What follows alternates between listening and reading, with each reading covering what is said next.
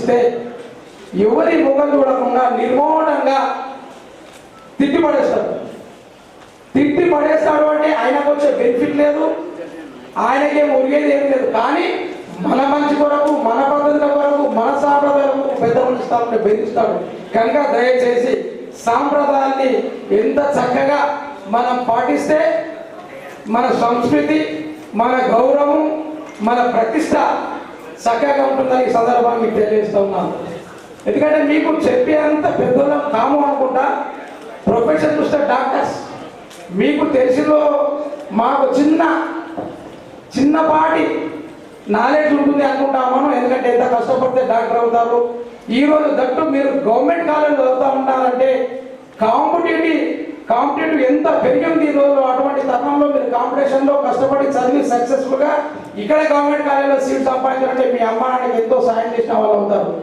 ఎందుకంటే ప్రైవేట్ కాలేజీలో పోతే ఈరోజు అడ్డగోలుగా ఫీజెస్, ఆ ఫీజెస్ కట్టడానికి నిన్నగాక మొన్న నా ఇంటి దగ్గర ఒక పాపము ఎంబీబీఎస్ సీట్ వచ్చింది. కాలేజీలో 4 lakhs ఫీ పేమెంట్ చేస్తేనే సీట్ ఇస్తామంటే వాళ్ళ తల్లిదండ్రుల పరిస్థితి బాగాలేక డ్రాప్ అయ్యాను.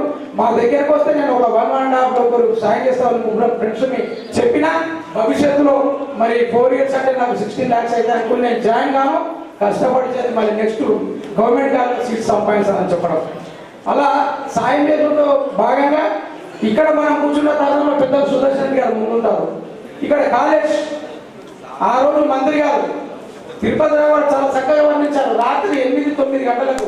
అప్పుడు ఆ రోజు I was the district Congress committee president, he was the minister of the medical and health.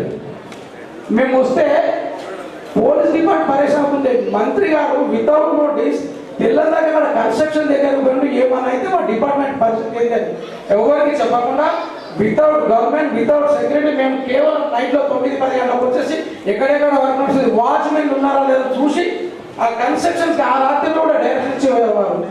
అంటే వారి శ్రద్ధ. అదేవిధంగా మెడికల్ కాలేజ్ స్టూడెంట్కి సంబంధించి భోజనాలు ఇబ్బంది అవుతుందంటే స్వయంగా తను ఈ మెడికల్ కాలేజ్ స్టూడెంట్స్కి మరి మీ నోటీస్ ఉందో లేదు కానీ బియ్యం పంపడం జరిగింది. కొంతకాలం బియ్యం పంపారు.